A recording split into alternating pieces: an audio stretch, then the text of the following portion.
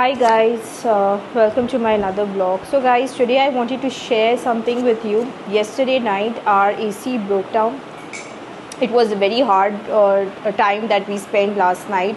As you all know, the weather in Karachi, it's very hot, and the humidity is also you know that quite well. So today we have called an AC fellow. That person, he usually works in the apartment.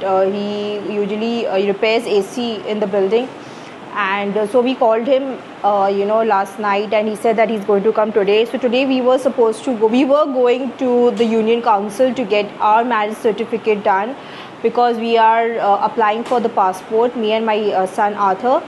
So for this we were leaving the house, and we got a call from the AC fellow. He was saying that he's coming, so we are waiting for him now.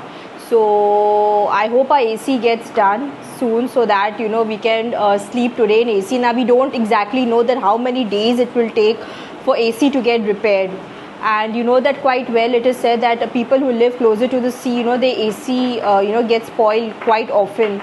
So this is a disadvantage of living close to the beach. So now let's see, let's hope for the best that our AC gets done soon, so that my baby, my son Arthur, he feels hot. Obviously all the kids at this age, they feel very hot. So I'm going to show you the AC that I'm talking about. So what happened was that as my husband came back from work the other evening, it was quite hot, so he asked for the AC remote to turn it on. But to his surprise, it wasn't switching on. I mean that the AC didn't seem to switch on at all as we used the remote controller. Frankly, we were expecting the worst. Living in the Clifton area in Karachi, which is quite close to the beach, we have faced issues before with our LED TVs breaking down every 2 years, and same is the car with our air conditioners that we install in all rooms of our flats.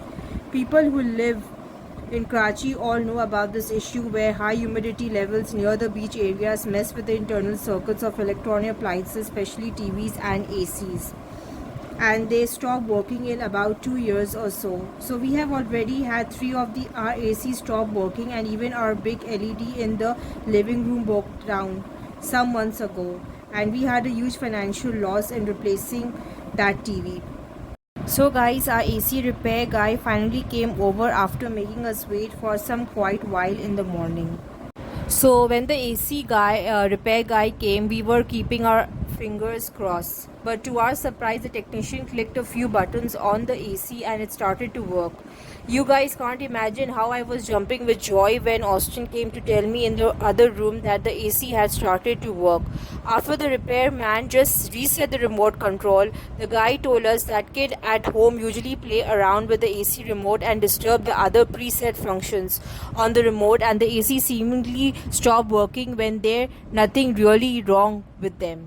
So thankfully our AC started working again, and were very safe from a possible large expense that day. But we gave the guy a good tip, as they had done a big miracle for us. They also serviced the AC, and we were very happy that our AC was repaired.